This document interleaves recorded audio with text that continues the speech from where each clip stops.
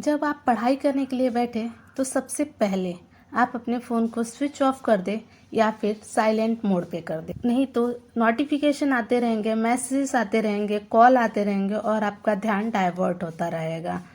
और पढ़ाई करते समय आप जिस भी लाइन पर पढ़ रहे हैं उस लाइन पर पेंसिल या अपनी उंगली घुमाते रहें और विचार आपका वहीं एकाग्र है, आपका विचार कभी भटके नहीं तो कई बार ऐसा होता है कि हम पढ़ाई करते हैं और हमारा ध्यान कहीं और रहता है।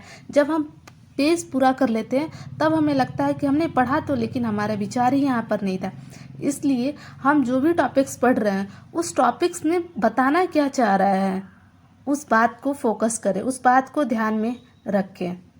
और जब टीचर स्कूल में पढ़ाई पढ़ा रहे हैं तो आपका ध्यान पढ़ाई पर होना चाहिए।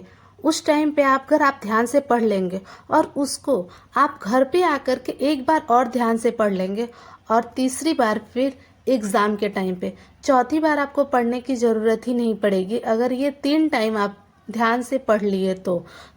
एक बार स्वामी विवेकानंद पढ़ाई कर रहे थे और सड़क से बारात गुजर रही थी। थोड़ी देर के बाद एक व्यक्ति आकर के पूछा, यहाँ से बारात गुजरी?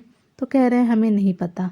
मीन्स वो अपने पढ़ाई पर इतना फोकस कर रहे थे कि उन्हें बारात गुजरने की आवाज़ तक नहीं आई। हमें भी इतनी ही एकाग्रता से पढ़ाई पढ़नी है। और एक बात, सूर्य देव को जल जरूर चढ़ाना चाहिए। हर एक विद्यार्थी को सुबह उठ करके ओम सूर्याय नमः करके सूर्य देव को जल जरूर